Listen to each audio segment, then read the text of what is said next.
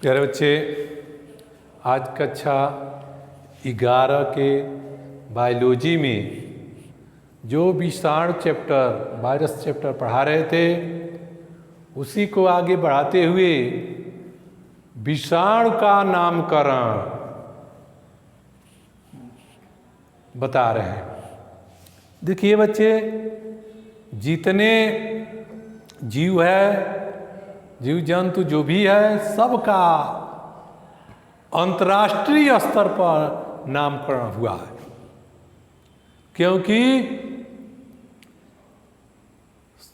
सभी देशों के स्थानीय नाम अलग अलग होता है और उनके अध्ययन एवं जानने पहचाने में कठिनाई होता है। इसलिए वैज्ञानिकों ने इनको अंतर्राष्ट्रीय स्तर पर नामकरण किया है, जिसे हम वैज्ञानिक नाम भी कहते हैं। वैज्ञानिक नामों से भी जाना जाता है, जो पूरे विश्व में एक ही होता है।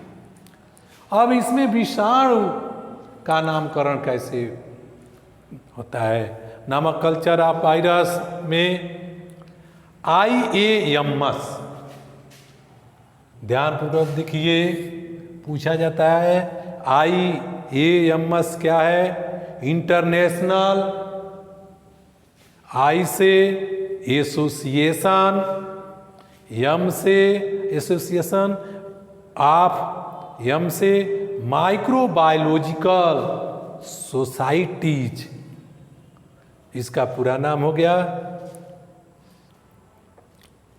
इसके अनुसार ये संस्था ने जो अंतर्राष्ट्रीय स्तर पर सर्वप्रथम जो नामकरण किए थे कि विषाणु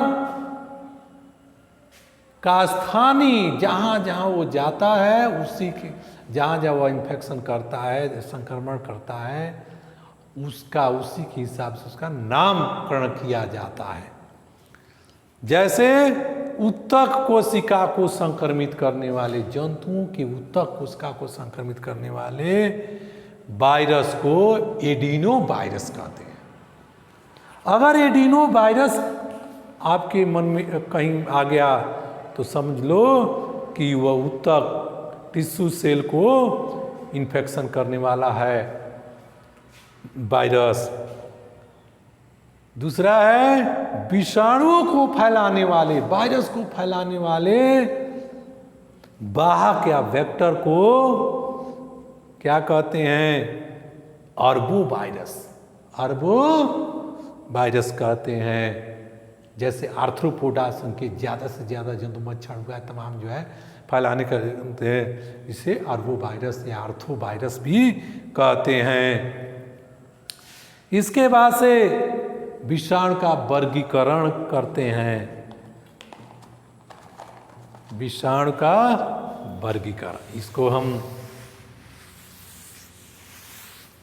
आप कर देंगे।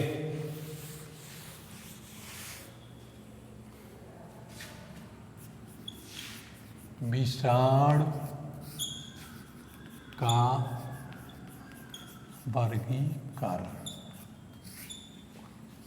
Classification of virus.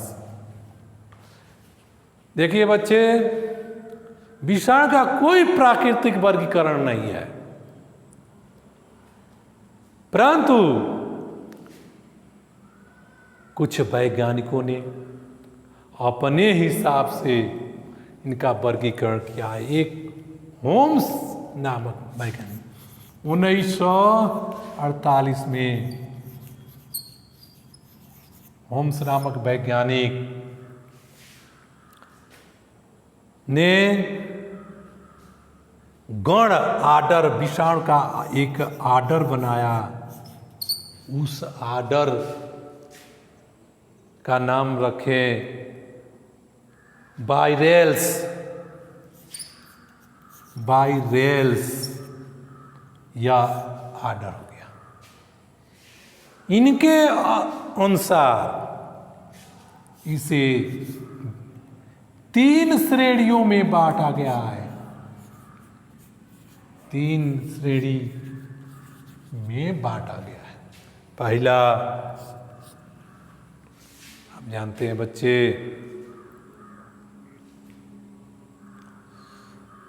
फाइटोजेनी,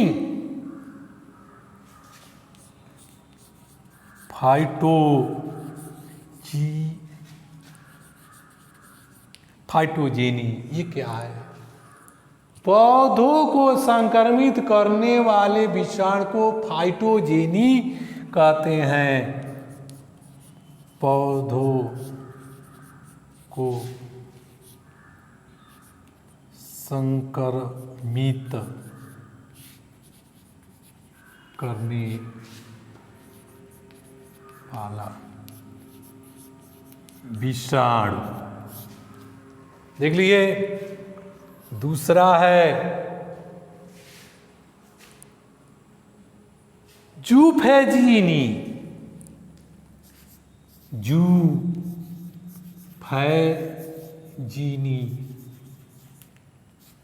जंतुओं को संक्रमित करने वाले, जंतुओं को संक्रमित करने वाले विषाणु।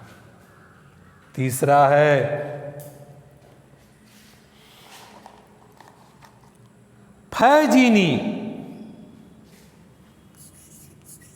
फैजीनी जीवाणुओं को संक्रमित करने वाले विषाणु। तो इस प्रकार इनको 3 श्रेणियों में होम्स ने बांटे।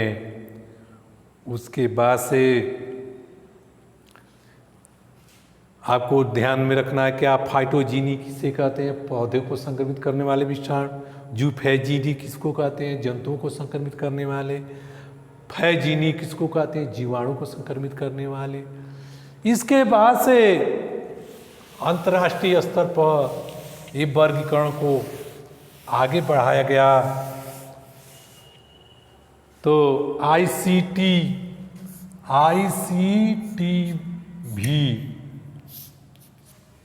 International committee on taxonomy of virus, इसका नाम हो गया international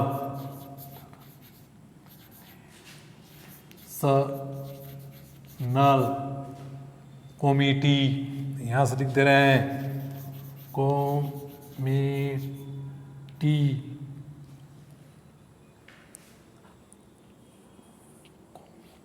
committee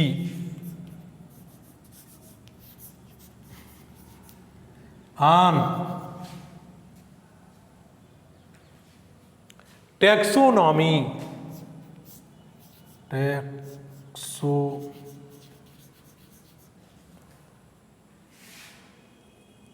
taxonomy of virus.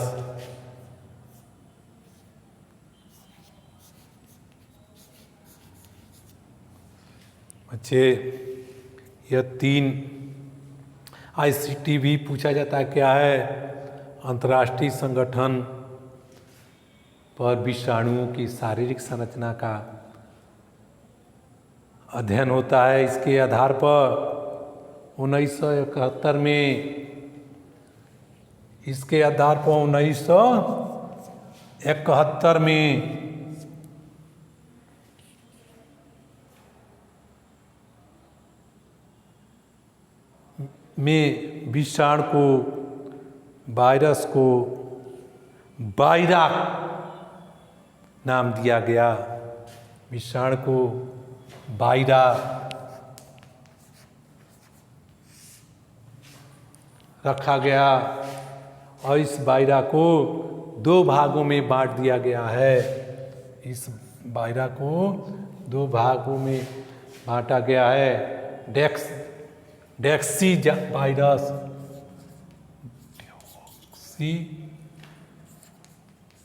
Virus, और दूसरा जो है डेक्सी वायरस DNA वायरस होता है, DNA वायरस होता है। और दूसरा जो है राइबो वायरस, राइबो वायरस यह आरएनए वायरस होता है, वायरस। तो इस प्रकार इसका वर्गीकरण किया गया है और यह अपने कॉपी में खूब बढ़िया तरह से नोट बना लीजिएगा और नोट बनाकर इसको पढ़ लीजिएगा, दोहरा लीजिएगा, इससे संबंधित चैप्टर को भी पढ़ लीजिएगा। शेष नेक्स्ट डे पढ़ाएंगे।